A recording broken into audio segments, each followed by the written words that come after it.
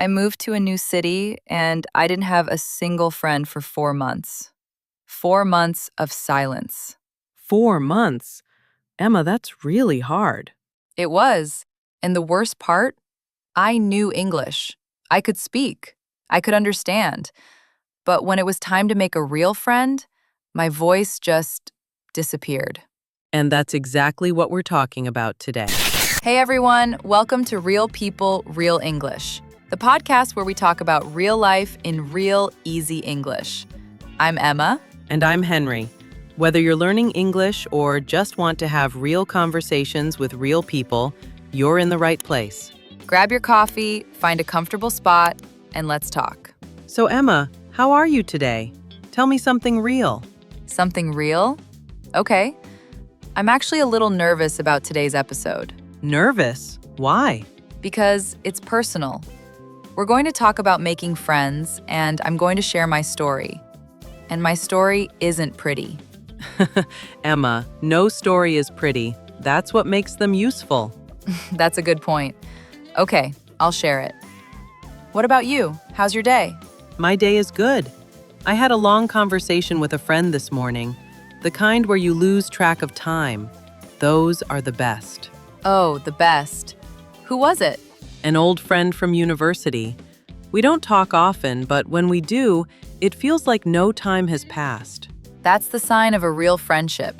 Time disappears when you talk. Exactly. And that's actually a great connection to today's topic, because real friendships take time to build, but they last forever. Okay, small talk is finished. Let's get into it. Before we start, one small favor from us.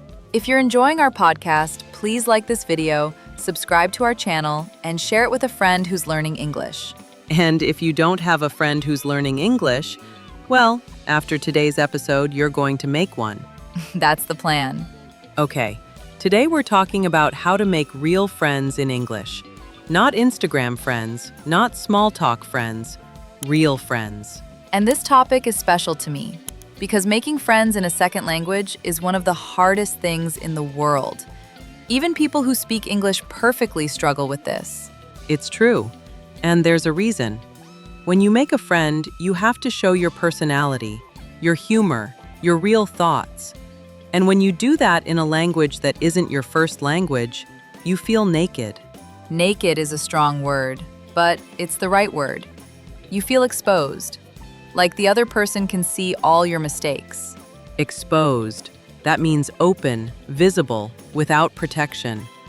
When we say, I feel exposed, we mean I feel vulnerable, like everyone can see the parts of me I want to hide. And in English, our hiding places are gone. We can't hide behind our perfect grammar. We can't hide behind our best jokes because our best jokes are in our first language. Exactly. So today, I want to talk about this honestly. We're going to cover 5 things. Number 1, why it's so hard. Number 2, the silent years problem. Number 3, phrases to start real conversations. Number 4, how to move from small talk to real friendship.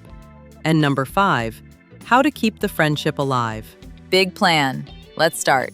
Section 1, why is it so hard to make friends in English? There are 3 main reasons. Let me share them one by one. Go for it. Reason number 1, your humor doesn't translate.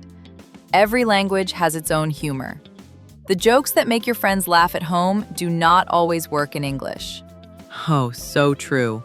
I have a friend who's Italian, and her Italian humor is hilarious. But when she tries the same joke in English, it just lands flat. Lands flat. That's a beautiful phrase. When a joke lands flat, it means it doesn't get a laugh. It doesn't work. And it's not her fault. It's not her English. It's that humor is cultural. A Spanish joke is built for Spanish listeners.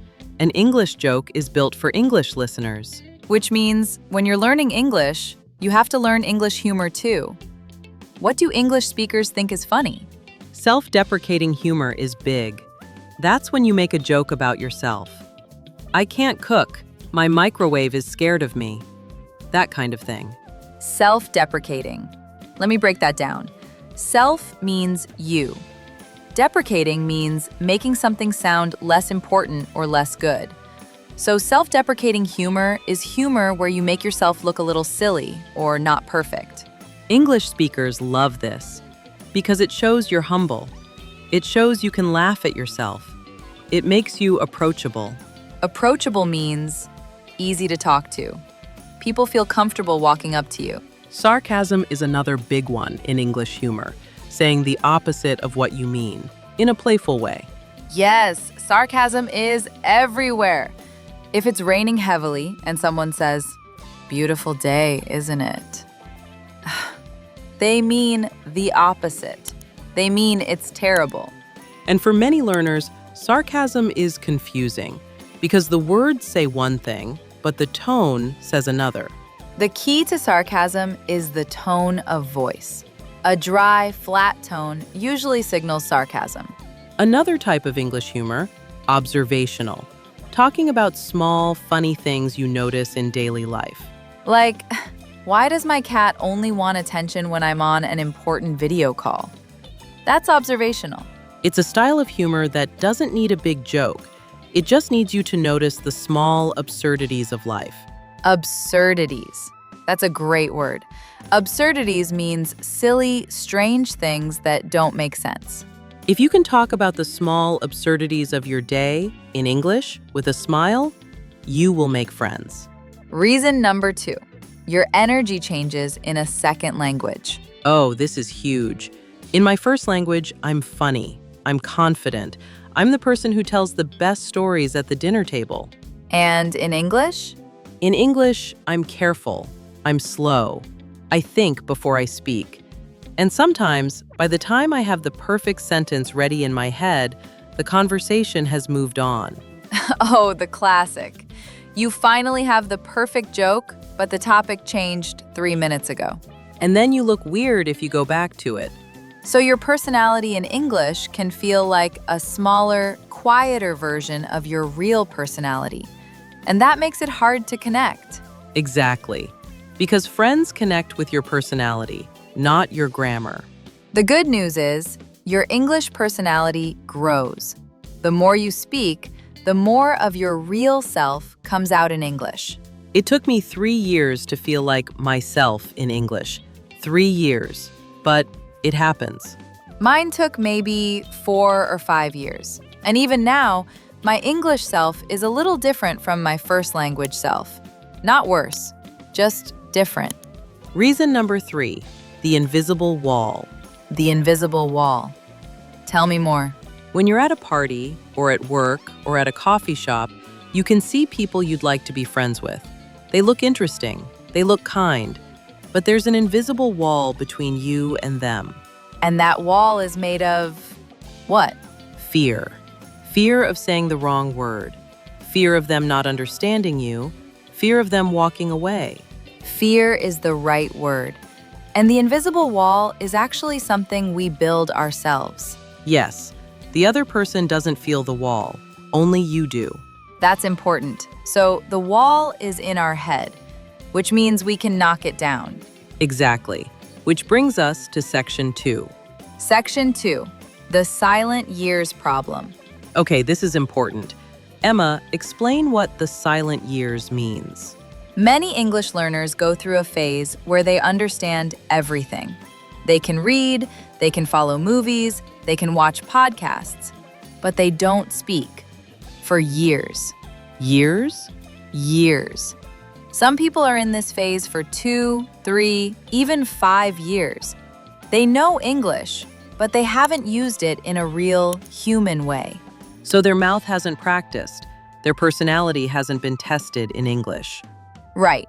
And the longer you stay silent, the bigger the gap between your brain and your mouth becomes.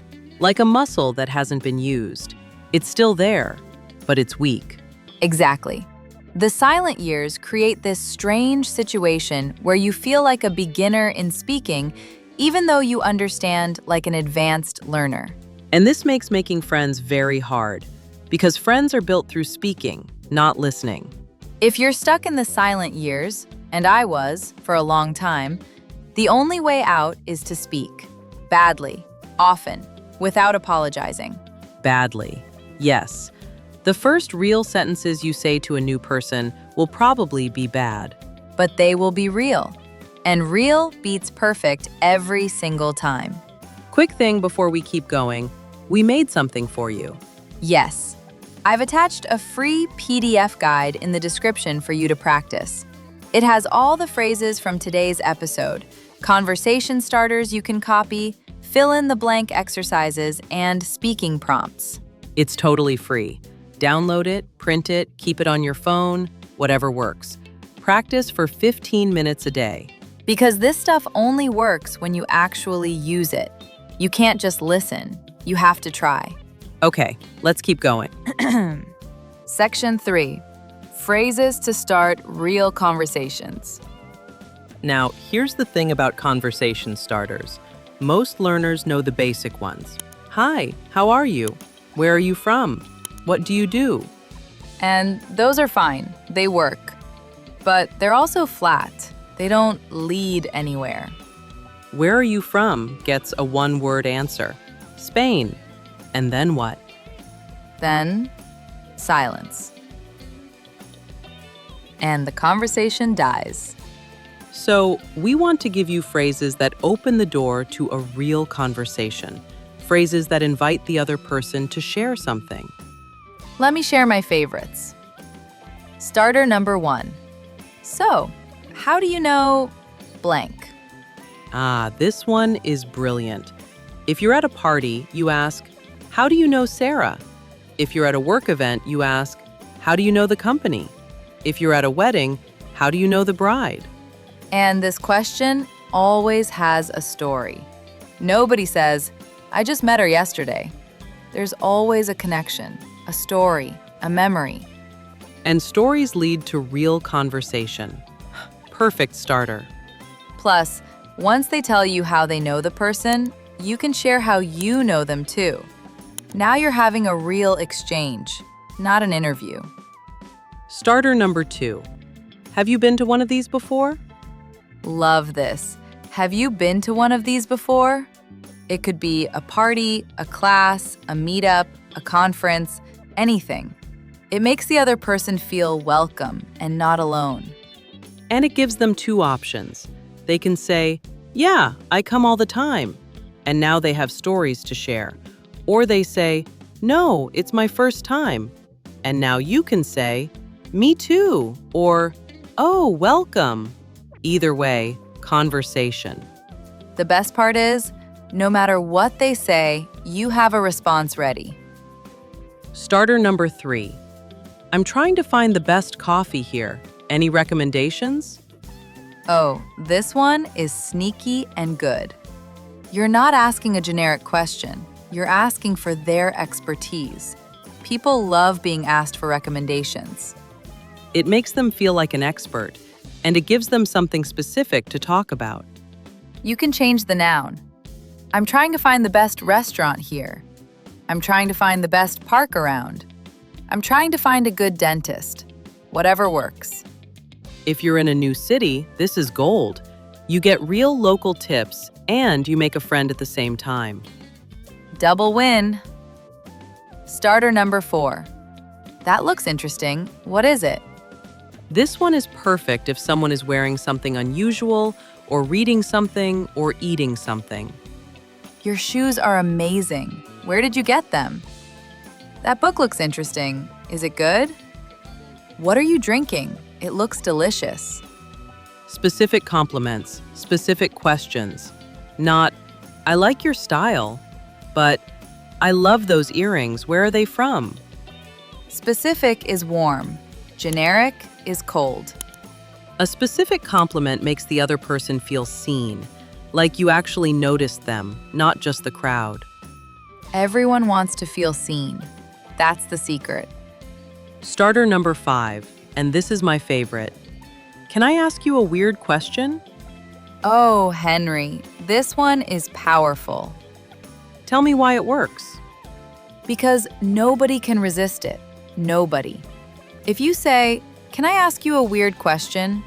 The other person will always say yes. They're curious. They want to know what the weird question is. And the question doesn't even have to be that weird. You can ask, "What's the best meal you've had in the last month?" Or, "If you could be any age forever, what age would you pick?" Or, "What's your favorite smell?" Any of those would be boring if you just asked them directly. But if you say, "Can I ask you a weird question?" first, they become fun. Because you've made it a little game. You've made it special. Try this at your next party. You'll be amazed. And here's a bonus. These 5 starters work in text too. Message an old friend, "Can I ask you a weird question?" And watch how fast they answer. It's true. It works every time. Section 4. How to move from small talk to real friendship. This is the part that scares most people. You had a nice conversation. You liked each other. Now what? Most people stop there. They smile, they say, "It was great meeting you," and they walk away. And that's the end. And then 3 days later, they're sad. They think, "I met such a nice person, but I'll never see them again." So here's the move. The single most important move in English friendship. Ready? Ready. You have to ask to see them again. Out loud, with words. With words. And this is where English learners get stuck, because asking to see someone again feels big. It feels romantic. It feels risky. But it's not. Friends do this all the time. And there are easy, casual phrases for it. Phrase 1. We should grab coffee sometime. Grab coffee sometime. Perfect phrase. Grab makes it sound casual. Sometime makes it sound flexible. It's not a big commitment. It's also safe because sometime is vague. It's not tomorrow. It's not Saturday. It's someday when we both have time. Phrase 1. We should grab coffee sometime.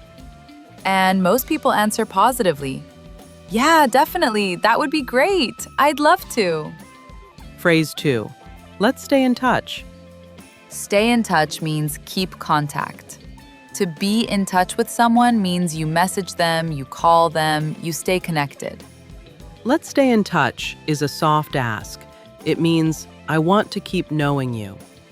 You can also say, let's keep in touch. Same meaning, both work.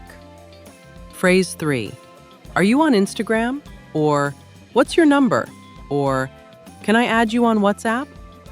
Now this is the practical part. You need a way to contact them. Without this, let's stay in touch is just words. This is where English learners often freeze, because asking for someone's contact feels forward. Forward means bold, maybe a little pushy. And I understand the fear. But here's the thing.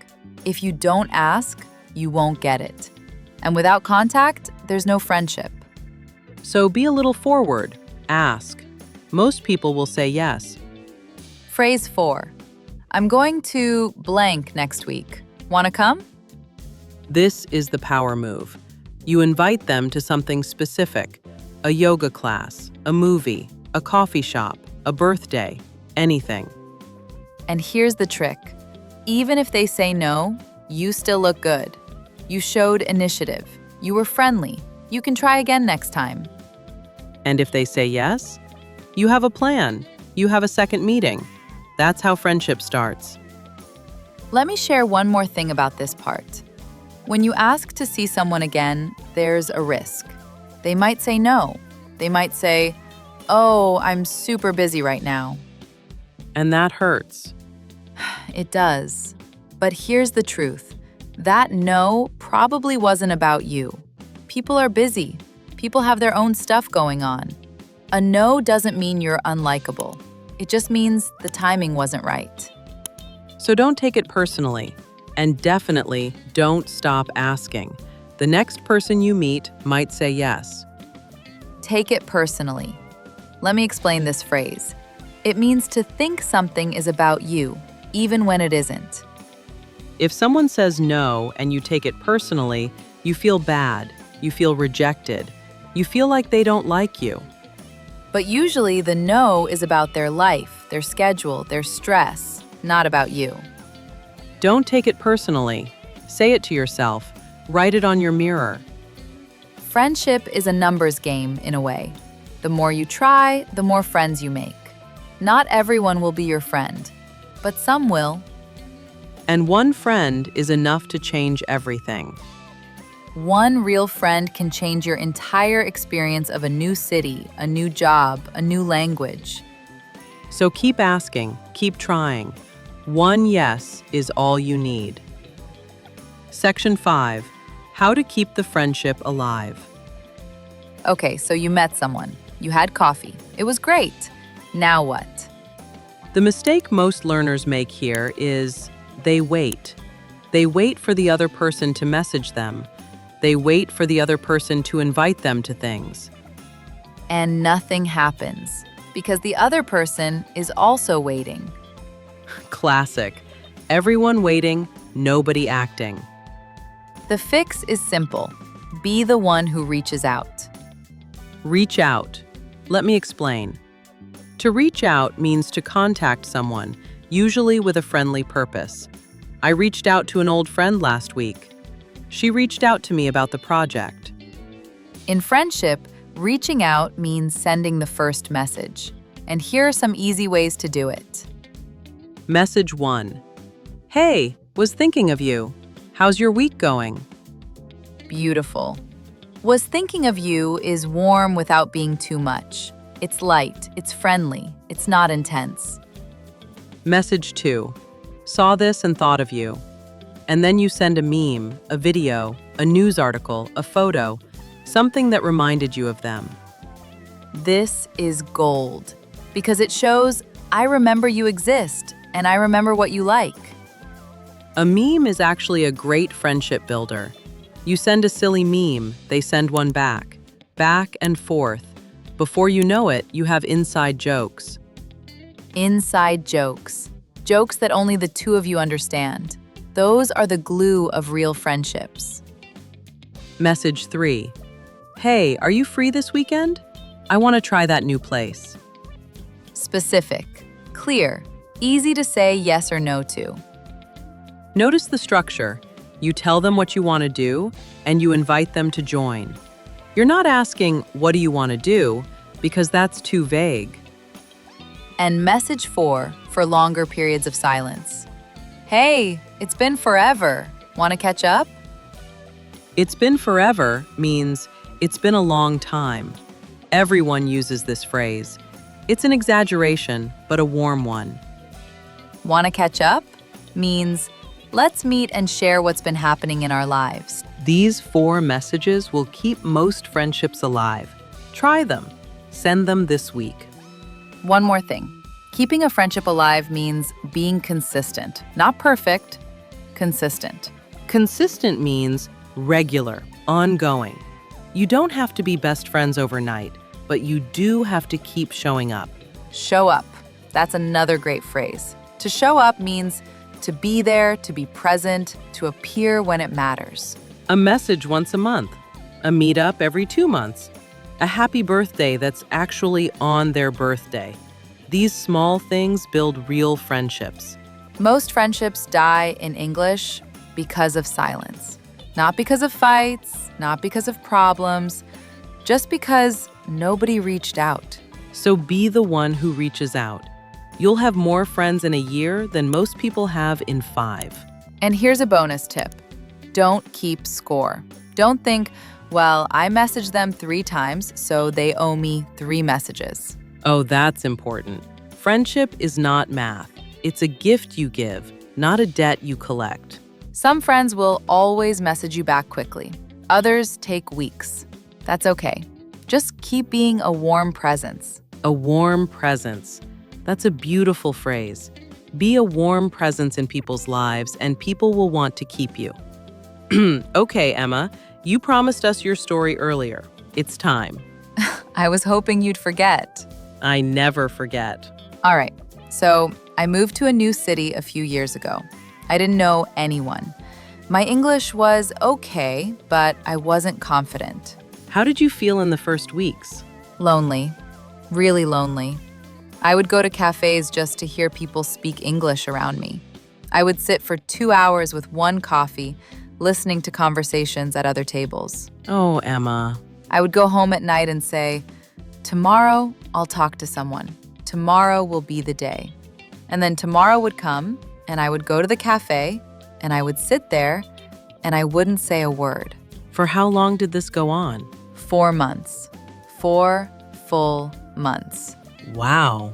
I remember one day, around month 3, I was sitting in the cafe and a barista, the same barista who made my coffee every morning. She said, you've been coming here every day for months, and I don't even know your name. Oh, that's a punch to the heart. It was, because she was right. I had been there every day. I had seen her every day, and I had never said more than, small coffee, please. What did you say? I said, I'm Emma. That was it. I couldn't say more. I was too nervous. And she said, I'm Julia. Nice to meet you, Emma. And then another customer came, and that was it.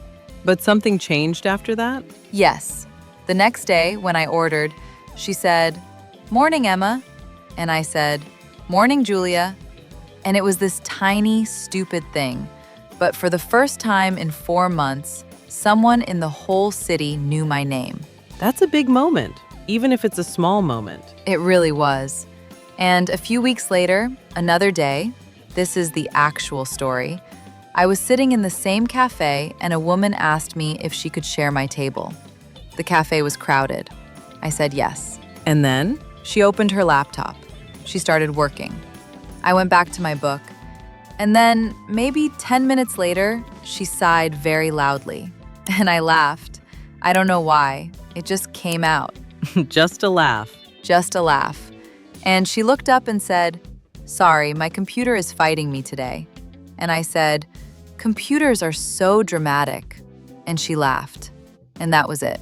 That was the whole beginning? That was the whole beginning. 4 months of silence, broken by one sigh and one bad joke. What was her name? Her name is Clara. She's from Portugal. She was also new in the city. She was also lonely. We had no idea, both of us, sitting at the same table, both lonely, both waiting for someone to say something. That's beautiful, and also a little bit sad. It's both. And are you still friends? I'm asking, yeah. Are you? She's one of my best friends in the world. 5 years later. She came to my birthday last year. She knows my family. She's going to be at my wedding, if I ever have one. If you ever have one. If I ever have one. But the lesson I learned from that day is friendship doesn't need a big, perfect moment. It just needs one small crack in the wall, one laugh, one sigh, one comment about the weather. One small crack. I love that. You don't need to have the perfect English. You don't need the perfect line. You just need to be human at the right moment. And sometimes the right moment comes 4 months late. And that's... All right, let's do a recap. Section 1. Why it's hard. Humor doesn't translate. Your energy changes in a second language, and the invisible wall is in your head, not in reality. Section 2. The silent years. The only way out is to speak, badly and often. Section 3. Conversation starters. How do you know blank? Have you been here before?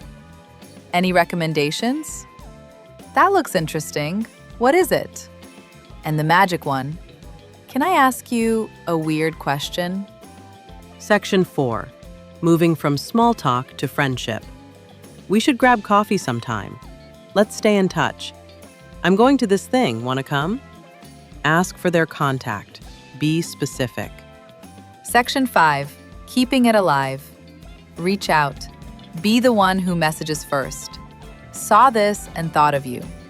Want to catch up? Consistent, not perfect. And the big lesson from Emma's story? Friendships start with small cracks, not big moments. One laugh, one joke, one sigh. That's enough. Pick one of these things and try it this week. Just one. Don't try everything. Pick one. And if you want help practicing, the free PDF guide in the description has conversation starters you can memorize, practice dialogues, and speaking prompts. 15 minutes a day. That's all. That's our episode for today. If you enjoyed it, please like, subscribe, and share it with someone who's also feeling a little lonely in English. Tell us in the comments, what's the hardest part about making friends in English for you? We read every single comment, and sometimes we use them to make future episodes. Download the free PDF. Practice one conversation starter this week. Let us know how it goes.